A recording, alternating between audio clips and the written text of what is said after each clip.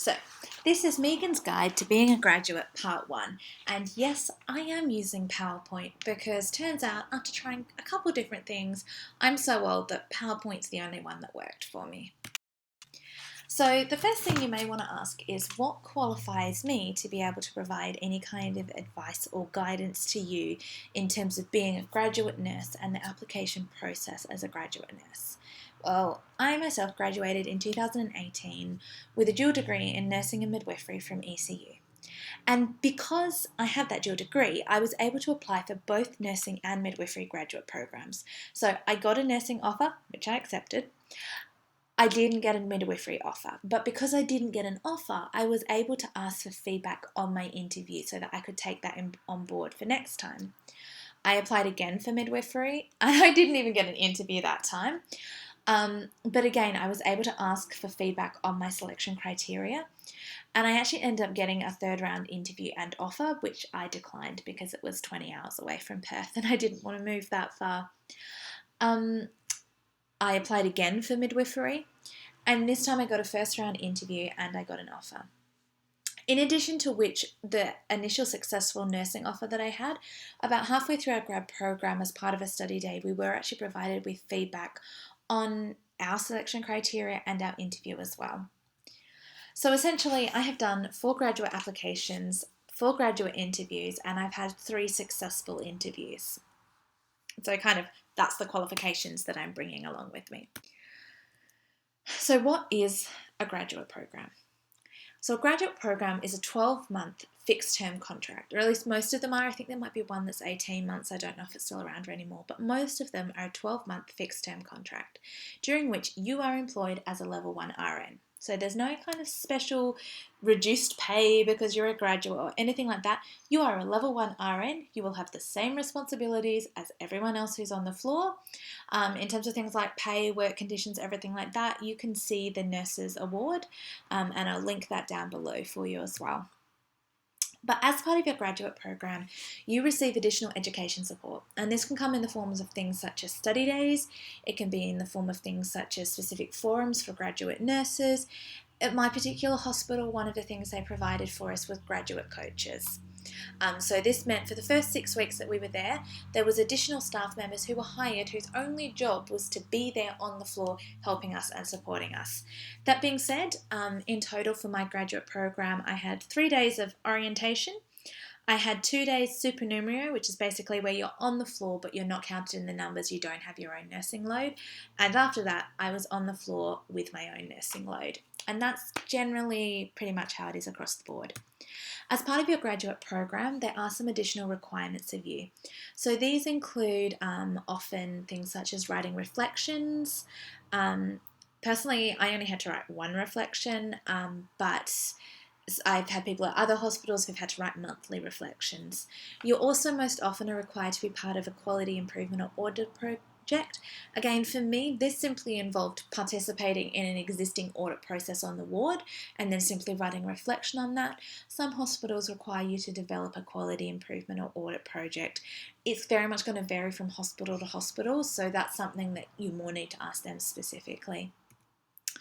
The main thing is that these days, very few graduate programs involve a formal education component. So you don't come out with any additional qualification at the end for having done a graduate program, with the exception of, I believe, most mental health graduate programs do require you to be enrolled in and complete a graduate certificate in mental health. So you will end your graduate year with having this additional postgraduate study and qualification. So, do you need to have a graduate program? Because that can be a really stressful question. No, you don't. But it can help, and we're going to talk through that a little bit. So, when you're applying for a graduate program, they are very competitive, and I mean very competitive. The major tertiary hospitals will receive approximately 3 applications for every position that they offer. However, you are only competing against people who are in the same boat as you. So you're all in the position where you don't have experience as RNs, you haven't been in the workforce in that role before, you're just out of uni, you're a graduate, you're new, you're still learning all of this. You're all in that same boat together. You can also apply for any level 1 position within the healthcare system for RNs. You are qualified to meet the requirements of a level 1 RN. However, when you apply for those positions, you're competing against all of the level 1 RNs. So these can be nurses with 2, 3, 5, 10, 15 years of experience. So it can be a lot more competitive for those positions because you're not bringing the same level of experience and learnt skills that someone who's been in the workforce for a few years will. Doesn't mean you can't get them. There are plenty of nurses who've just gone into level 1 positions. It is achievable, but it is even more competitive. I will cover a few kind of other employment pathways and employment options in another video at a later date. So, who can apply for graduate programs? Because that's kind of also an important question. So, Grad Connect is the system that's used by the public hospitals within Western Australia to recruit for their graduate programs. To apply via Graduate Connect, you must be an Australian or New Zealand citizen or an Australian permanent resident. And you have 2 years from graduation in which to successfully get a graduate program through Grad Connect. WA is actually the most generous in the amount of time they allow you from graduation until getting a grad program. So Ramsay Health, one of our biggest private healthcare providers, their requirements are that you must be an Australian or New Zealand citizen or that you already have an Australian working visa. They specifically state they do not sponsor a working visa if you are currently here on a student visa. You need to already have the right to work in Australia in order to apply for their graduate program. They also require you to have graduated within 1 year of applying for their positions. Unfortunately, I couldn't find a lot of information on St John of God.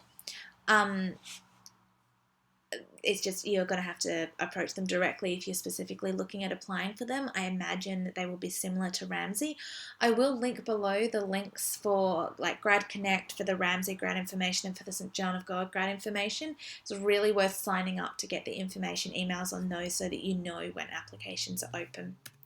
The other thing with Grad Connect is in order to be eligible to apply, you cannot have worked more than 988 hours as an RN. That includes working as an RN overseas if you are overseas qualified and then you're doing a bridging course. So that's equivalent to approximately 6 months full time.